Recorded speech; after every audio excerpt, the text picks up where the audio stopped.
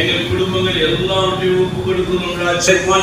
பிரதான கர்த்தாவே, ஹல்லேலூயா, நாங்கள் விசுவாசிக்கத்தக்கதாக இந்த ஆராதனையை கர்த்தாவே உம்முடைய நாமம் மகிமைப்பட வேண்டும் என்று விடுகிறோம். தடைகள் முற்றிலுமாய் மாற்றுங்க. ஹல்லேலூயா, நேற்று வேளை எங்கள் விசுவாச பிள்ளைகள் யாவும் வரவும் கர்த்தாவே எங்களுடைய ஆராதனை நிரம்பி வழியத்தக்க ஆத்துமாக்களை தரவும் கர்த்தாவே நாங்கள் உண்மை வாஞ்சிக்கிறோம். ராஜா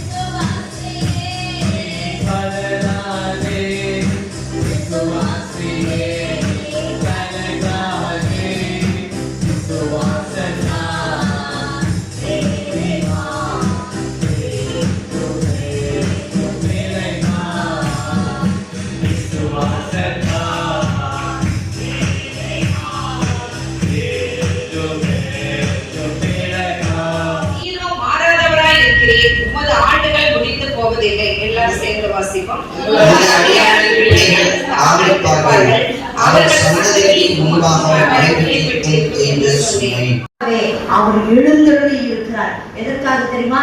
உங்களுக்கு தயை செய்வதற்காக. அடுத்த வசனம் சொல்லுது, உம்முடைய ஊழியக்காரர் அதன் கல்லுகள் மேல் வாஞ்சை வைத்து அதன் மண்ணுக்காக என்ன செய்யறாங்களாம்? பரிதபிக்கிறாங்க.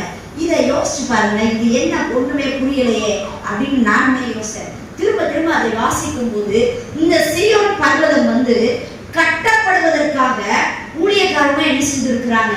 அந்த கல்லெல்லாம் பார்த்து, ஆண்டவரே இதெல்லாம் செதஞ்சு அங்கங்க என்ன செய்யுது கிடக்கு, இப்படி செதஞ்சு கிடந்தா இதுக்கு மதிப்பு இல்ல, இதெல்லாம் ஒன்றாக கூட்டி இணைத்து இசைவினைப்பாக கட்டப்பட்டு ஒரு மாளிகை ஆனாதான் இதுக்கு என்ன உண்டு? மகிமை உண்டு. இன்றைக்கு கூட அது தேசத்துல இருக்கலாம், சபைக்குள்ள இருக்கலாம், குடும்பத்துல இருக்கலாம், பல காரியங்கள் சிதைந்து உடைந்து எங்கெங்கயோ சிந்தி என்ன செய்யுது கிடக்கு. ஆனா ஆண்டவர் இன்றைக்கு உங்கள் ஜெபத்தை கேட்டு அதெல்லாம் கூட்டி இணைச்சு ஒரு இசைவினைப்பான மாளிகையாக கர்த்தர் என்ன செய்ய போகிறானா? கட்ட போகிறார். அடுத்து அந்த மண்ணுக்காக என்ன செஞ்சீங்க? 35 நாளா பரிதபித்தீங்க. அதோட அர்த்தம் என்ன அப்படின்னு சொன்னா, ஆண்டவரே என் வாழ்க்கையில இடிந்து போன மண்மேடாய் கிடக்கிற இந்த காரியங்கள் மறுபடி கட்டப்படணும்னு ஜெபித்தீங்கல்ல, அந்த ஜெபத்திற்காக கர்த்தர் இந்த நாளில பதில் தரும்படியாக, தயை செய்யும்படியாக அவர் சீயோன் ஆகிய தேவ பர்வதமாகிய ஆலயத்திலும் உங்களுக்குள்ளாகவும் அவர் எழுந்தருளி இருக்கிறார். அடுத்த வசனத்தில் அவர் சொல்லுகிறார், கர்த்தர் சீயோனை கட்டி தமது மகிமையில் என்ன செய்வார்?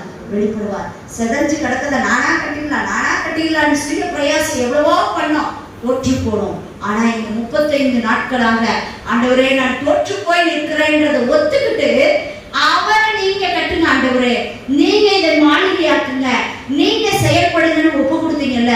அதனால ஆண்டவர் இன்றைக்கு அவர் என்ன செய்யறாரா?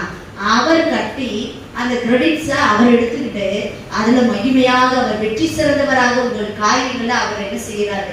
செயல்பட அவர் வல்லமையுள்ள தேவனா இருக்கிறார். இன்றைக்கும் கூட ஒருவேளை இத்தனை நாள் நான் சீரியஸா ஜெபிக்கல, ஆனா இந்த வருஷத்துல இந்த 5 நாளுக்குள்ள ஏதோ ஒன்று என் வாழ்க்கையில் நடந்து விட வேண்டும் என்று வாஞ்சித்தீர்கள். ஆனால் இன்றைக்கும் கர்த்தருடைய வல்லமை குறைந்து போகல. ஆண்டவர்கிட்ட கேளுங்க, ஆண்டவரே என் வாழ்க்கையில பல விஷயம் செதஞ்சு போய் என் ஆசீர்வாதம் எங்கெங்கோ கிடக்கு, ஆண்டவரே இதெல்லாம் கூட்டி இணைத்து நான் கட்டி முடிச்சிடலான்னு நினைச்சேன், தோற்று போய்விட்டேன்.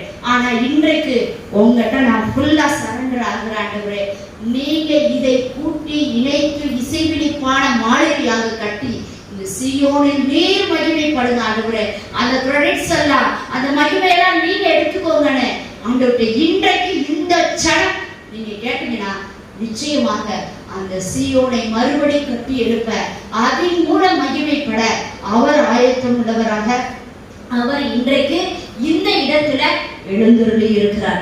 அடுத்து திக்கற்றவர்களுடைய ஜெபத்தை அலட்சியம் பண்ணாமல் அவர்கள் விண்ணப்பத்தை அங்கீகரிப்பார். பல நேரத்துல ஆண்டவரே நம்ம நினைச்சிட்டு இருக்கோம், ஜெபனா யாரோ 10 வருஷம் எக்ஸ்பீரியன்ஸ் உள்ளவங்க ரொம்ப அப்படியே வார்த்தைகள் வசனிப்பு நல்லா அப்படியே அழகா என்ன செய்கிறார், அங்கீகரிக்க தேவனா இருக்கிறார். பல நேரத்தில் ஜெபத்துக்கு வர நிறைய பேர் எப்பா உங்கள மாதிரிலாம் எங்களுக்கு என்ன செய்யல, ஜெபிக்க தெரியல. ஆனா ஆண்டவர் இன்றைக்கு உங்களுக்கு தான் ஆன்சர் பண்றாரு. உங்க ஜெபத்தை தான் ஆண்டவர் அதிகமாக என்ன செய்வாராம், கேட்டு பதில் தருவேன்னு ஆண்டவர் சொல்லுகிறார்.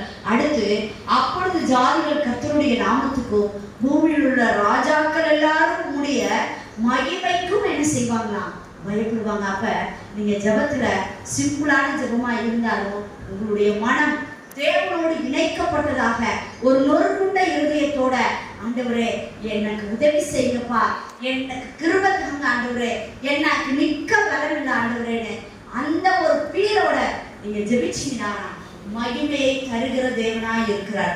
அடுத்து இது பின் சந்ததிக்காக இது எழுதப்படும், சிருஷ்டிக்கப்படும் ஜனம் கர்த்தரை துதிக்கும். உங்க வாழ்க்கையில கர்த்தர் செய்த நன்மைக்கு நீங்க துதிக்கிறது மாத்திரம் இல்ல, பின்வரும் உங்கள் சந்ததியும், அதுக்காக தான் இதெல்லாம் எழுதி வச்சிருக்கிறானா, பின்வரும் சந்ததிகளும். இப்ப நம்ம பிள்ளைகளோட என்ன காரியத்தை ஷேர் பண்றோம், கர்த்தர் நமக்கு செய்த நன்மைகள் எல்லாம் நீங்க ஒவ்வொரு நாளும் குடும்பமாக உட்காரும் போதெல்லாம் மற்ற காரியங்களை பேசுவதை காட்டிலும் கர்த்தர் நடத்தி வந்த வழிகளை தியானித்து அவருடைய மகத்துவத்தை, ராஜ்யங்களும் ஜனங்களும் கர்த்தரை தேடி அவரை ஆராதிக்க என்ன செய்வாங்களாம், கடந்து வருவார்களாம்.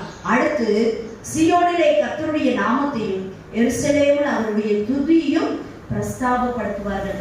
இப்ப நம்ம அதைத்தான் செய்ய போகிறோம். நமக்கு கொடுக்கப்பட்ட இந்த நேரம் கர்த்தர் நமக்கு செய்த நன்மைகளை, நம்மை நடத்தி வந்த பாதைகளை நினைத்து பார்த்து இருதயத்தின் ஆழத்திலிருந்து ஆண்டவரே தகுதியே இல்லாத எனக்கு இத்தனை மகிமையான காரியங்களை செஞ்சீங்களப்பா, உங்களுக்கு நன்றின்னு இருதயத்தில் ஆழத்திலிருந்து ஏதோ ஒரு பாட்டு பாடுறோனே அப்படியே அமைதலாவதற்கு அல்ல ஆராதனை. அந்த பாடல் முடிவுல அப்படியே தேவன் உங்களுக்கு செய்த நன்மைகளை, நடத்தி வந்த பாதைகளை நினைத்து பார்த்து அவருடைய மகத்துவங்களை, நாமங்களை சொல்லி கர்த்தரை துதியுங்க. ஆண்டவர் இன்னுமாக உங்களை ஆசீர்வதிக்க அவர் வல்லமுள்ள தேவனாய் இருக்கிறார். அப்படி நீங்க துதிச்சீங்கன்னா உங்களுக்கு கிடைக்கிற பலன் என்ன தெரியுமா? 27 நீரோ மாறாதவராய் இருக்கிறேன், உமது ஆண்டுகள் முடிந்து போவதில்லை. நம்ம நினைச்சிட்டு இருக்கோம் என்னோட ஆண்டு, என்னோட வருஷம், நான் ஆசீர்வதிக்கப்பட்ட நேரம் அதெல்லாம் முடிஞ்சு போச்சு. ஒரு காலத்துல நான் நல்லா வாழ்ந்தேன், நல்லா செழிப்பா இருந்தேன், அந்த காலெல்லாம் முடிஞ்சு போச்சு, இப்ப இப்படி இருக்க. இல்லைங்க, அந்த ஆண்டு முடிஞ்சு போகலன்னு ஆண்டவர் இருக்கு உங்களுக்கு திருமணம் பற்றுகிறார். எப்ப தெரியுமா? நீங்கள் கர்த்தரை ஆராதிக்க வேண்டிய வண்ணம் கர்த்தரை ஆராதித்தீங்கன்னா உங்களுக்கான அந்த இழந்து போன ஆண்டை கர்த்தர் மறுபடியும் இந்த நாள்ல உங்களுக்கு தர அவர் வல்லமுள்ள தேவனாய் இருக்கிறார். கடைசி ஆண்டவர் சொல்லுகிறார், உமது அடியாரின் பிள்ளைகள் தாவரத்திருப்பார்கள், அவர்கள் சந்ததி உமக்கு முன்பாக நிலை பெற்றிருக்கும். அப்ப நம்ம நினைச்சிட்டு இருக்கோம் என் வாழ்க்கை முடிஞ்சு போச்சு, என் ஆசீர்வாதம் எல்லாம் அவ்வளவுதான் லாக் ஆயிடுச்சு. இல்ல, அவர் சொல்றாரு அந்த ஆண்டு என்ன செய்யலையா, முடிஞ்சு போகல. ஏன்னா நான் மாறாம இருக்கேன், உன்னை ஆசீர்வதிக்கணும்னு நான் அதே ஸ்டெப்ல அதே நிலையிலே நான் இருக்கிறேன். நீ எனக்கான மகிமையை, எனக்கான அந்த தேடுதல்ல நீங்க இந்த நாள்ல தேவ சமூகத்துல இருந்தீங்கன்னா நிச்சயமாக கர்த்தர் தம்முடைய அந்த முடிவில்லாத ஆண்டுகளினால, அந்த முடிவில்லாத பிரசனத்தினால உங்களை நிரப்ப அவர் வல்லமுள்ள தேவனாய் இருக்கிறார். நம்ம எல்லாரும் எழுந்து நின்று தேவனை ஆராதிக்க ஒரு விதமான காரியங்கள் நமக்கு உண்டாயிருக்கு. ஆனால் ஆண்டவர் சொல்றாரு, உன்னை நான் அவர் ஒரு உடன்படிக்கை பண்ணியிருக்கிறார். இந்த வாக்குத்தத்தம் 1ஆம் தேதி வந்தவங்களுக்கு தெரியும், நம்மளோட ஒரு உடன்படிக்கை பண்ணியிருக்கிற தேவன். ஹல்லேலூயா. அவர் நம்மளோட எல்லா காரியத்திலையும் அவர் ஒரு நாள் நம்மளை கைவிட மாட்டார். உடன்படிக்கைன்னா உன்னை ஆசீர்வதிப்பேன் அப்படின்றது மட்டும் இல்லை, அவர் சொல்றாரு, நான் உனக்கு சொன்னதை செய்யும் அளவு உன்னை நான் என்ன செய்யறதில்லை, கைவிடுவதில்லை. ஹல்லேலூயா. ஆதியாகமம் 28:15 சொல்லியிருக்கிறாரு, ஈசாக்கை பார்த்து சொன்னாரு, நான் உனக்கு சொன்னதை செய்யும் அளவு உன்னை நான் என்ன செய்ய மாட்டேன், கைவிடுவதில்லை. ஹல்லேலூயா. நம்மள அப்படி ஆண்டவர் அவர் சொல்லிட்டாரு. இந்த 10ஆம் மாதத்துல நம்மளோட என்ன செஞ்சிருக்கிறாரா, ஒரு உடன்படிக்கை பண்ணியிருக்கிறது. பக்கத்துல கையை பிடிச்சி சொல்லுங்க, நீங்க 1ஆம் தேதி வரல, ஆனா ஆண்டவருடைய வாக்குத்தத்தம் வாக்குத்தத்தம் என்ன செஞ்சிருக்கு, நிறைவேறி 9 மாசம் நடத்தி 10வது மாசத்துல அந்த மரத்துல கனியை காணணும்னு உடனே அந்த வேலைக்காரன்ட்ட சொல்றாரு, இன்னும் 1 வருஷம் என்ன செய்வோம் நம்ம காத்துக்குன்ற மாதிரி அவர் ஏன்ட்ட சொல்றாரு, நீ இந்த ஞாயிற்றுக்கிழமை இல்லை அடுத்த ஞாயிற்றுக்கிழமை என் பிள்ளை என்ன செய்வாங்க, எந்த ஞாயிற்றுக்கிழமையோ பாஸ்டர் அப்படின்னு நினைக்காதீங்க. ஆதியாகமம் புஸ்தகம் 9ஆம் அதிகாரம் 10வது வசனத்துல இருந்து 13வது வசனத்துல வரைக்கும் ஆண்டவர் சொல்றாரு, நான் உங்களோடு ஒரு உடன்படிக்கை பண்ணுகிறேன். இதோட மேட்ரே அதுதான், உடன்படிக்கை பண்றேன். நம்மளோட என்ன செய்யறாரு, ஒரு உடன்படிக்கை. என்ன பாஸ்டர், ஆசீர்வதிப்பார், உயர்த்துவார், மேன்மைப்படுத்துவார், உங்களை விடுவிப்பார் அப்படின்லாம் போய் இப்போ ஆண்டவர் வந்து ஒரு உடன்படிக்கைக்குள்ள வந்துட்டாரு அப்படின்னு நினைக்கிறீங்க. அவர் சொல்ற உடன்படிக்கைன்றது அவர் தனிப்பட்ட முறையில் எடுக்கிற ஒரு தீர்மானம் அல்ல, நம்மளோடு ஒரு உடன்படிக்கை பண்ணுகிற தேவன். ஹல்லேலூயா. பக்கத்தில் இருக்கிற கைப்பிடி சொல்லுங்க, நம்மளோடு தேவன் ஒரு உடன்படிக்கை பண்ணுகிறார். ஹல்லேலூயா. நம்ம இன்னைக்கு வெளியே நமக்கு தெரிகிற மாதிரி ஒரு காரியம் அப்படின்னா, நம்ம திருமணம் ஆனவங்களுக்கு தெரியும், கிறிஸ்தவ கல்யாணத்தில் திருமண ஆதரவு அவங்க சொல்லுவாங்க, கையை பிடிச்சி மறிக்கிறது வரைக்கும், அதாவது மரணமே வர்றது வரைக்கும் நீங்கள் வேறு தெய்வத்தை வணங்க மாட்டீங்களா அப்படின்னு சொல்லி நம்ம ஞானஸ்தானம் ஒரு உடன்படிக்கை பண்ணுறாங்க. நம்ம ஆண்டவரோடு என்ன செய்கிறோம், ஒரு உடன்படிக்கை பண்ணுகிற காரியம்.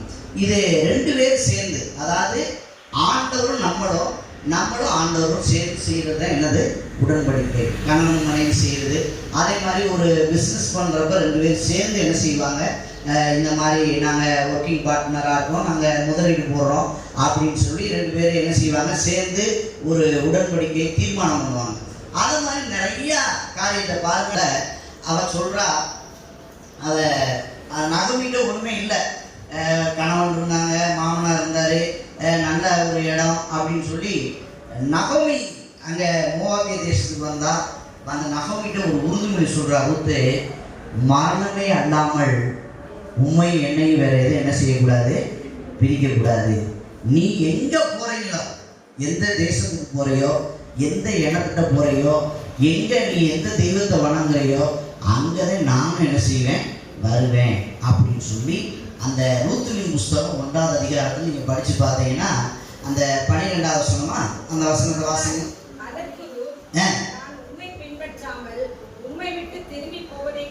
குறித்து பேச வேண்டாம், போகும் இடத்திற்கு நானும் வருவேன், நீ தங்கும் இடத்திலே நானும் தங்குவேன், உம்முடைய ஜனம் என்னுடைய ஜனம், உம்முடைய ஜனம் என்னுடைய ஜனம், உம்முடைய தேவன் என்னுடைய தேவன் அப்படின்னு சொல்லி, மரணம் அடையும் இடத்தில் நானும், நீ எங்க மரணம் அடையிறையோ அங்கதான் நானும் என்ன செய்வேன், மரணம் அடைவேன்னு சொல்லி ஒரு உடன்படிக்கை என்ன செஞ்சா, அன்னைக்கு தன்னுடைய மாமியோடு என்ன செஞ்சா, ஒரு உடன்படிக்கை பண்ணுனா அதை கடைசி வரைக்கும் அவர் உறுதியாக இருந்தார். ஹல்லேலூயா. அதுதான் ஒரு உடன்படிக்கை.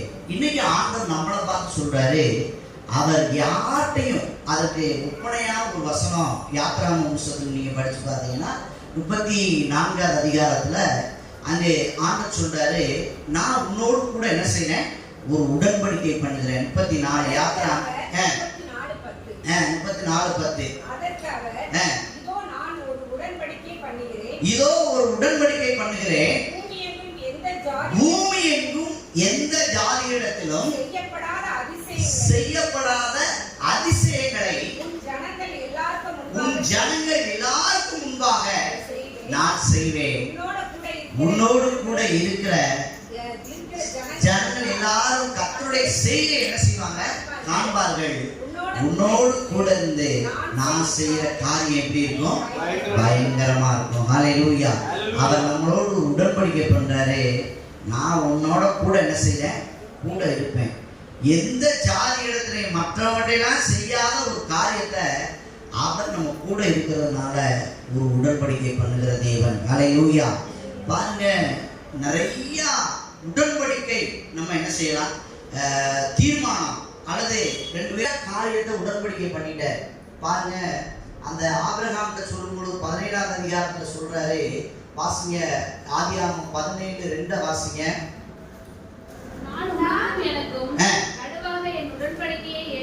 ஏற்படுத்தி உன்னை நான் என்ன செய்வேன், திரளாய் பெருக பண்ணுவேன் என்றார். விழுந்து வணங்கினார். பேசி உடன்படிக்கை என்னவென்றால் திரளான ஜாதிகளுக்கு நீ எப்படி இருப்ப? தகப்பனாவாய். இனிமேல் உன் பேர் என்ன செய்யப்படாது? ஆபிரகாம் என்னப்படாம ஆபிரகாம் அப்படின்னு என்ன செய்யப்படும்? எண்ணப்படும். அல்லேலூயா.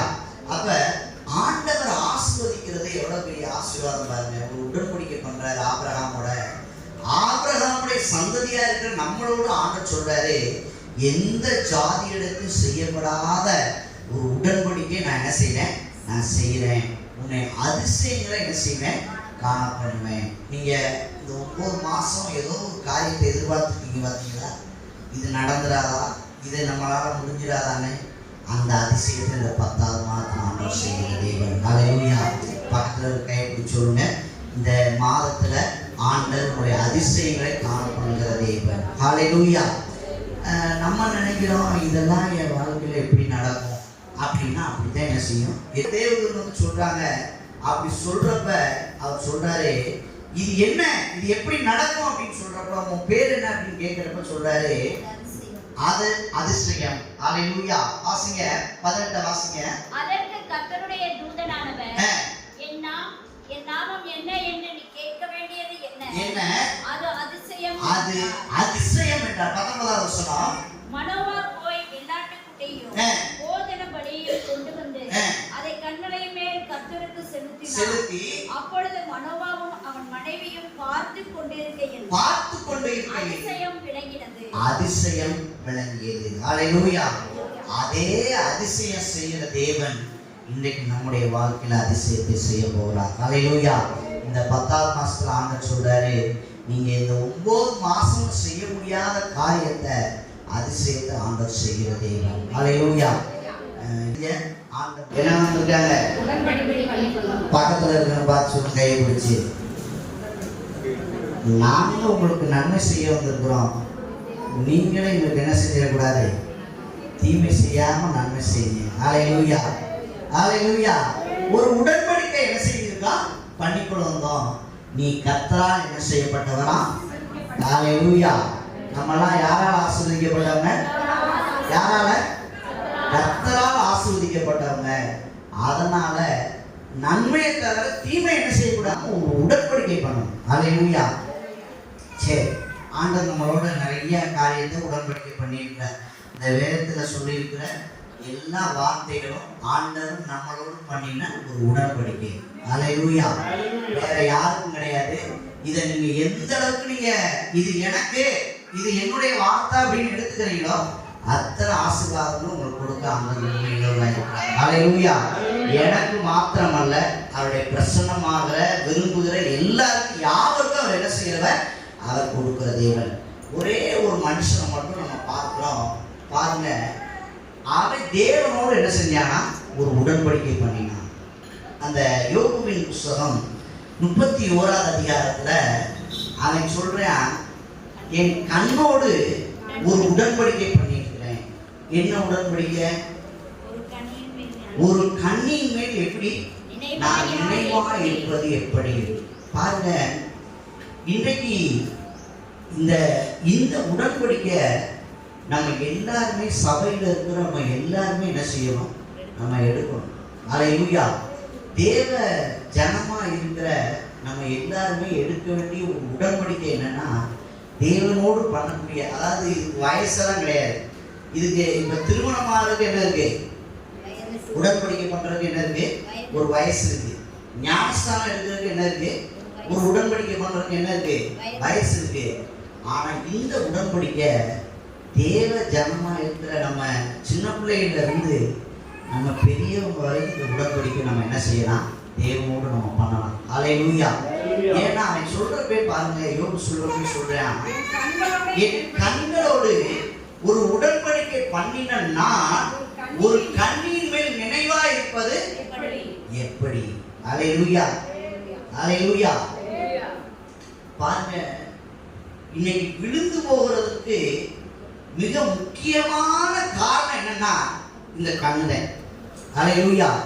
நீங்க இந்த கண்ணு வந்து கடவுள் நமக்கு எது கொடுத்துருக்கிறார்? நான் பாருங்க, இப்போ முன்னாடிலாம் செல்போன் வந்து நம்ம பேசுறதுக்கு இருந்தாங்க. செல்போன் எதுக்கு வச்சிருந்தோம் சொல்லுங்க? இப்ப பேசுறது மட்டும் இல்லாம இதுல இப்ப எல்லா இல்லாத கர்மம்லாம் என்ன செஞ்சிருச்சு வந்துருச்சு. அதனால இந்த கண்ணை நம்ம வந்து எல்லாருமே சின்ன பிள்ளையில இருந்து, அதாவது எனக்கு நல்லா விவரம் தெரியும் அப்படின்றதுல சிறு பிள்ளையில இருந்து இன்னைக்கு சின்ன பிள்ளைங்க, இன்னைக்கு பிறந்த குழந்தைகளுக்கு இன்னைக்கு முன்னாடிலாம் சாப்பாடு கொடுக்குறதுக்கு பால் கொடுக்குறதுக்கு இன்னைக்கு ஏதாவது ஒரு காரியம் அழுதுச்சுன்னா பாட்டு பாடுவாங்கன்னு பார்த்துருக்கோம். இல்லைன்னா ஏதாவது வெளியே கூப்பிட்டு போய் நடாவை காட்டி இல்லைன்னா ஏதாவது இயற்கையை காட்டி சாப்பாடு கொடுக்குவாங்கன்னு இருக்கு. இன்னைக்கு பிள்ளைய அழுத உடனே கொடுக்குற முதல் காரியம் என்னது?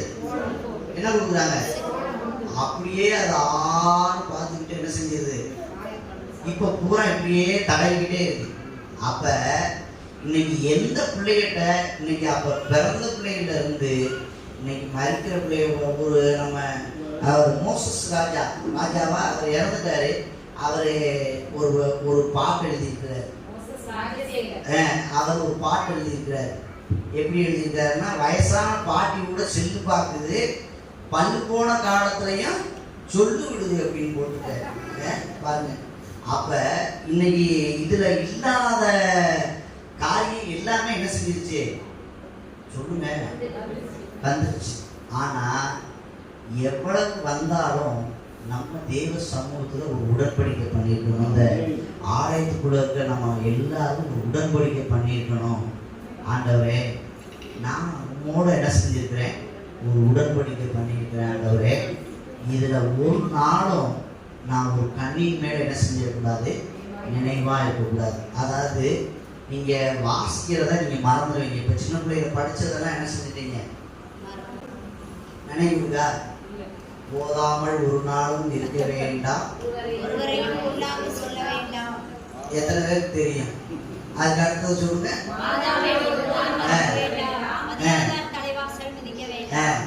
அடுத்து நல்லா போனா நாளை தெரியும். ஆனா இப்ப இதுல எவ்வளவு காரியம் பார்த்துருக்கோம். அதை நீங்க டெலீட் பண்ணி பாருங்க. உங்க கண்ணை விட்டு போனாலும் உங்க இதயத்தை விட்டு என்ன செய்யாது எப்பொழுதும் நினைவாவே என்ன செய்யும் இருக்கும். அதனால வாழையில சின்ன பிள்ளையில இருந்து, ஜான்சன்ல இருந்து, ஏன் அபி மகள்ல இருந்து எல்லாருமே எப்படி இருக்கணும்? ஒரு உடன்படிக்கை பண்ணணும். நம்ம தேவனால் அபிஷேகம் பண்ணப்பட்டவங்க. ஏதோ சும்மா வந்து விளையாட்டுத்தனம் பண்ணல, நம்ம தேவ சமூகத்துக்கு போகணும். ஏன்னா பாருங்க, ஆண்டவர் சொல்றாரு, இந்த கண் வந்து சரீரத்துக்கு விளக்கா இருக்கும். அல்லேலூயா. மத்தேயு எழுதின சுவிசேஷம் 6வது அதிகாரம், மத்தேயு எழுதின சுவிசேஷம். எல்லாரும் வாயு பிள்ளைகள்லாம் வேதத்தை பாருங்க. நம்ம செல்போனை பார்க்குறோம், செல்போன் வச்சிருக்கிறோம். ஆனா வேதத்தை என்ன செய்யறதில்ல? பார்க்கறது. எங்க எத்தனாவது வசனத்துல சொல்லுங்க, படிக்க பார்ப்போம். கண்ணானது சரீரத்தின் விளக்கா இருக்கு. உன் கண் தெளிவா இருந்தால் உன் சரீரம் முழுக்க அது எப்படி இருக்கும்? வெளிச்சமா இருக்கும். உன் கண் கெட்டதா இருந்தால் உன் சரீரம் முழுவதும் அது எப்படி இருக்கும்? இருளா இருக்கும். அல்லேலூயா.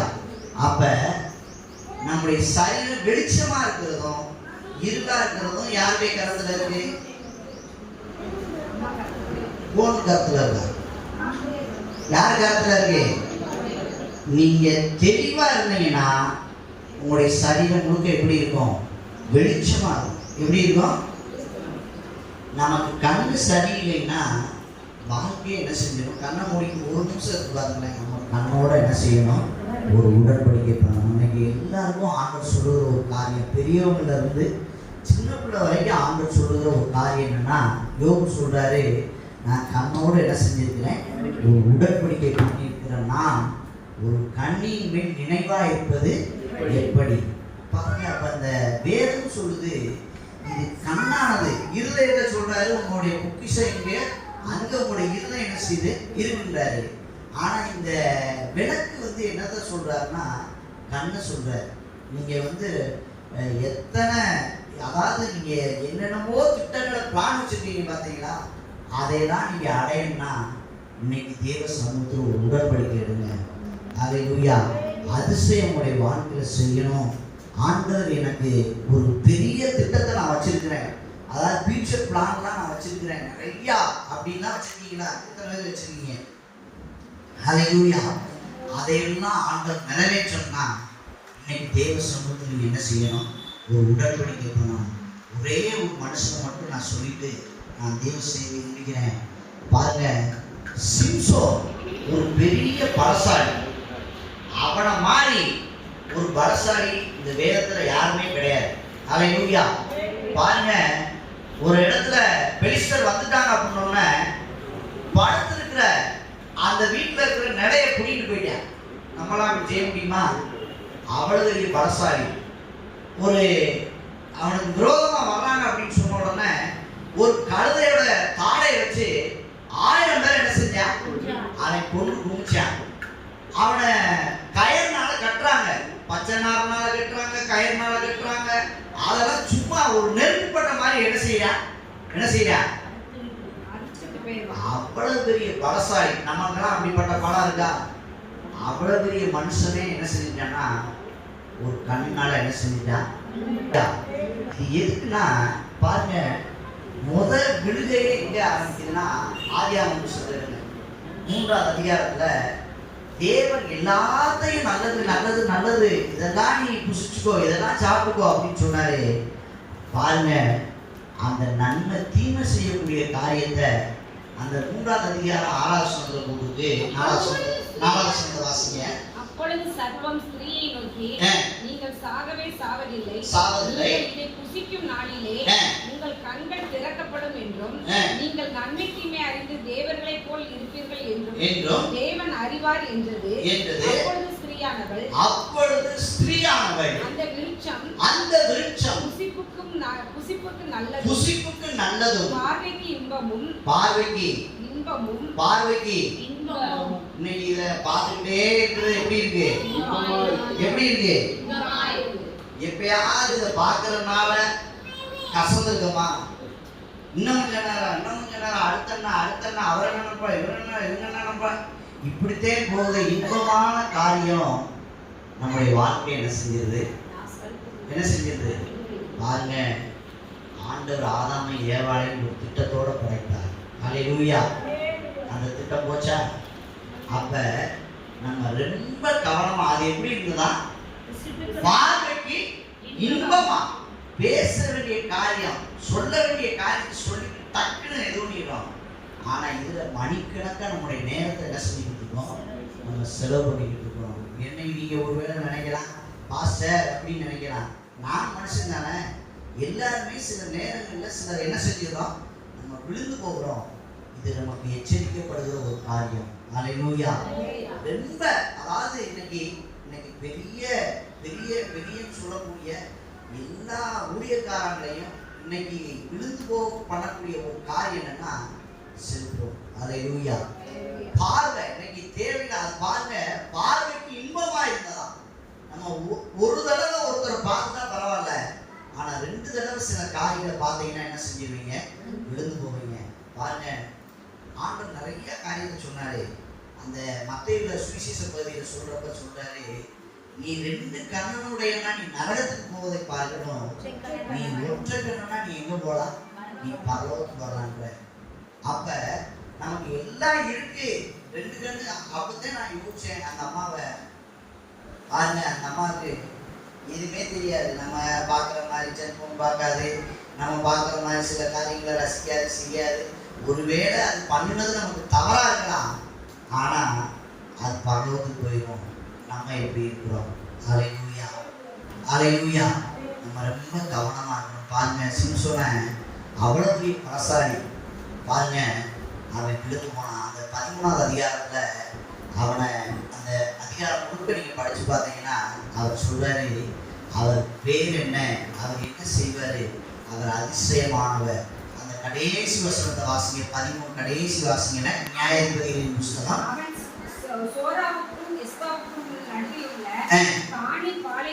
அதுக்கு முன்னாடி உள்ள அந்த ஸ்திரீ ஒரு குமாரனை பெற்று அவனுக்கு சிம்சோன் என்று பெயரிட்டால் அந்த பிள்ளை வளர்ந்து கர்த்தர் அவனை என்ன செஞ்சிருந்தாரு? ஆசீர்வதித்தார். ஹல்லேலூயா. சிம்சோன் அப்படின்னாலே பலசாலின்னு அர்த்தம், சூரியனை போன்றவன் அப்படின்னு அர்த்தம். அவ்வளவு பிரகாசம் உள்ளவன் பாருங்க. ஒரு அந்த பார்வையினால என்ன செஞ்சான்னா விழுந்து போனான். ஹல்லேலூயா. நம்ம இன்னைக்கு அதாவது நீங்க நினைக்கலாம் பெரியவங்களுக்குலாம் வயசாயிடுச்சு, அதைத்தான் நான் முதலே சொல்லிட்டேன். நம்ம பிரதிஷ்டை பண்ணப்பட்ட ஜான்சன்ல இருந்து பெரியவங்க வரைக்கும் நம்ம எப்படி இருக்கணும்? ரொம்ப உடன்படிக்கை பண்ணிருக்கணும். ஆண்டவரோட என்ன செஞ்சிருக்கணும்? உடன்படிக்கை பண்ணிருக்கணும். ஒவ்வொரு நாளும் நினைக்கணும். இந்த யோகம் சொல்றாரு பாத்தீங்களா, சும்மா ஆராய்ந்து முடியாத பெரிய காரியங்களையும் எண்ணி முடியாத அதிசயங்களையும் யோகுடைய வாழ்க்கையில் சாதாரணமா செய்யறங்க. ஆண்டவரோடு உடன்படிக்கை பண்ணியிருந்தாரு. எந்த காரியத்தை நான் ஒரு ஆண்டவரோடு நான் உடன்படிக்கை பண்ணியிருக்கிறேன், எப்படி நான் கண்ணின் மேல் நினைவா இருப்பது எப்படி அப்படின்னு நம்ம என்ன செய்யணும்? நம்மளே நம்ம கேட்கணும். பாருங்க, இது நீங்க எதையோ ஒன்று பார்த்துட்டு நீங்க அதை படுத்தீங்கன்னா அது அப்படியே உங்களோட சிந்தனையில என்ன செஞ்சுக்கிட்டு போயிட்டே இருக்கு. பாருங்க இந்த 14வது அதிகாரத்துல வசனத்துல 14 உள்ள திம்னாத்துக்கு போனா அங்க கண்டு ஒரு பெண்ணை கண்டு பார்த்தானா, அதுக்கு அடுத்து அதே நினைவாதான் என்ன செய்யறான் இருக்கா. அதே கீழே 3வது வசனத்துல போயிருக்கு. அவன் நோக்கி போய் துட்ட சேதனம் இல்லாத பெலிஸ்தரிடத்தில் ஒரு பெண்ணை கொல்ல வேண்டியது என்ன? சகோதரரின் குமாரத்திகளிலும் எங்கள் ஜனம் அனைத்திலும் இல்லையா என்றார்கள். சிம்சோன் தன் தகப்பனை நோக்கி, அவள் என் கண்ணுக்கு பிரியமானவள். எதுக்கு பிரியமா? கண்ணுக்கு பிரியம். சத்தமா வாசிங்க. கண்ணுக்கு பிரியமானவள். எதுக்கு பிரியமா? கண்ணுக்கு பிரியம். அப்படி இருந்ததுனால இப்ப நம்ம சொல்லுவோம்ல, அவர்தே எனக்கு அப்படின்னு அவன் என்ன செஞ்சுட்டான்? எனக்கு இந்த பிள்ளையத்தை நான் என்ன செய்வேன் அப்படின்ற வாழ்க்கை கூட அனுப்பிட்டேன். கண்ணுக்கு அது எப்படி இருக்கு? பிரியமா. நமக்கு அந்த ஏற்ற வேலையை ஆண்டவர் வைத்திருக்கிறார். ஹல்லேலூயா. ஒரு நாள்னால நான் திருமணத்துக்கோ இப்படிப்பட்ட காரியத்துக்கு ஒரு நாள் என்ன செய்யல, ஜோம் பண்ணல. ஏற்ற கர்த்தர் என்ன செய்யறவ தருகிற தேவன். ஹல்லேலூயா. நம்மளா உன்னை செலக்ட் பண்ண அடிக்கொடுக்க சொல்ற காரியம் என்னன்னா, நம்ம ஒரு ஒயிட் ஷீட்ல எனக்கு இப்படி அழகான பொண்ணு வேணும், அரிக்கான பொண்ணு வேணும், படிச்ச பொண்ணு வேணும், சப்பாத்தி பண்ற பொண்ணு வேணும், காய் வச்சிருக்க பொண்ணு வேணும், இப்படிலாம் எழுதி கொடுத்தீங்கன்னா ஆண்டவர் என்ன செய்வார்? அவர் அவர் வாக்கு பண்ணின தெய்வம் கண்டிப்பா செய்வார். எத்தனை பேர் செய்யணும்? என்ன பாஸ்டர் நீங்க சொல்றது கேட்டாலே பயமா இருக்கு. அவர் வாக்கு பண்ணிட்டாரு. நீங்க கேட்கிறதே அவர் கொடுப்பார். கேளுங்க, என்ன செய்யப்படும்? கொடுப்பார். நிச்சயமா செய்வார். அதுல எந்த மாற்றம் இல்லை. 100க்கு 100 உண்மை. ஆனா நம்ம கேட்டத அவர் கொடுத்தாருன்னா அதுல பெரிய சிக்கல். ஹல்லேலூயா. அவர் அடுத்து நம்மகிட்ட அவர் கேட்கிற கேள்வி என்னன்னா, நீ தானே கேட்ட, சிறப்பா இருக்குன்னு கேட்டியா, வசதியா இருக்குன்னு கேட்டியா, படிச்சிருக்குன்னு கேட்டியா, அப்படி வேணும்னு கேட்டியா, இந்த மாப்பிள்ளை தான் வேணும்னு கேட்டியா, இதெல்லாம் கேட்டீங்கள கொடுத்துட்டேனா, இனி அதை குறைய சொல்லக்கூடாது. அப்படியே வச்சு என்ன செய்ய அனுபவிச்சிருவார். ஆனா அவர் கொடுத்தாருன்னா எப்படி இருக்கும்? பெஸ்டா இருக்கும். ஹல்லேலூயா. என்னைக்குமே ஒரு ஒயிட் ஷீட்ல கீழே கைக்கு போட்டு, ஆண்டவரே நான் எப்படி இருக்கேன், வெறுமனையா உங்கள்கிட்ட வந்திருக்கிறேன், என்னை நிறைவேற்றினா ஒவ்வொன்றா ஆண்டவர் என்ன செய்வார். எனக்கு ஒரு நாளும் கார் வாங்கி கொடுப்பாங்க, எனக்கு சர்ச்சு கட்டி கொடுப்பாங்க, எனக்கு வீடு வாங்கி கொடுப்பாங்க அப்படின்னு ஒரு நாளும் நான் என்ன செய்யலை, கேட்கல. ஆண்டவர் செய்து கொண்டே இருந்தார், இன்னும் செய்வார். ஹல்லேலூயா. ஹல்லேலூயா. அப்ப நம்ம செய்ய வேண்டியது என்னன்னா, அவர்கிட்ட நம்ம உடன்படிக்கை பண்ணணும். ஆண்டவரே நான் உங்களோட என்ன செஞ்சிருக்கிறேன், ஒரு உடன்படிக்கை பண்ணியிருக்கிறேன். இன்னைக்கு இந்த காரியத்துல பாருங்க, 14:3 ஒரு பெண்ணை பார்த்துட்டு திம்னாவுல போய் என்ன செய்யறேன், அந்த ஒரு பெண்ணை பார்த்துட்டு இந்த பெண்ணுதே வேணும் அவங்க சொல்றாங்க. பெற்றோர் எப்பயுமே அறிவுரை சொல்லுவாங்க, இது உன்னைய போய் சிக்கன மாட்டவை போதியா சொல்றாங்க. அவன் பாருங்க, அப்பொழுது அவன் தாய் தரப்புன்னு அவனை நோக்கி, நீ போய் விருத்த சேதனம் பெண்ணை போய் கொள்வது சொல்லுவது என்ன அப்படின்னு சொல்லி என்ன செய்யறாங்க, விருத்த சேதனம் இல்லாத பெண்ணை போய் நீ என்ன செய்யக்கூடாது, உடன்படிக்கை பண்ணாத, நீ போய் பார்க்காத அப்படின்னு சொல்றாரு. இவர் சொல்றாரு, எனக்கு கண்ணுக்கு எப்படி இருக்கு, எனக்கு இதுனே வேணும் அப்படின்ட்டு விட்டுட்டாங்க. கடைசியில என்ன ஆயிடுச்சுன்னா ஒண்ணும் இல்லாம என்ன செஞ்சிச்சு, போயிடுச்சு. அதுக்கு அடுத்து 16ஆம் அதிகாரம் முதல் வசனத்தை வாசிங்க. பின்பு சிம்சோன் காசாவுக்கு போய் அங்கே ஒரு வேசியை கண்டு அவனிடத்தில் பாத்தீங்களா, அவனுடைய வாழ்க்கை எப்படி மாறிடுச்சு பாருங்க. அங்க போனையா அந்த இது முடிஞ்சுச்சு. இப்ப கடைசியில என்ன ஆயிடுச்சு, இப்ப காசாவுக்கு போய் என்ன செஞ்சுட்டான், இந்த பட்டணமுமே வந்து பாத்தீங்கன்னா இதெல்லாம் கோலியாத்துக்கு உருவான இடம். காசா, திம்னா இதெல்லாம் வந்து அங்க அப்படிப்பட்ட ராட்சசர்கள் என்ன செஞ்சவங்க, உருவாக்குனவங்க. அங்க போய் இப்ப என்ன செய்யறேன், எனக்கு பெண் கொள்ளணும், அங்க போய் ஒரு வேசி என்ன செஞ்சான் கண்டு அப்படின்னு சொல்லி பார்க்கணும். இதெல்லாம் விடுகைக்கு காரணம் என்னன்னா, அதை நான் சொல்லிட்டேன் முதல்ல, பெரிய பலசாலி. அவன் ஒரு பச்சை கழுதையுடைய தாடையை வச்சு 1000 பேர் என்ன செஞ்சவன், கொன்றவன். பெரிய 300 நரிய ஒன்றோட ஒன்றை வாழை கட்டி பெரிய வெள்ளாமே என்ன செஞ்சவன், அவன் அடித்து போட்டவன். அவ்வளவு பெரிய பலசாலி பாருங்க. கடைசியில அந்த 16, 20, 21 வாசிங்க.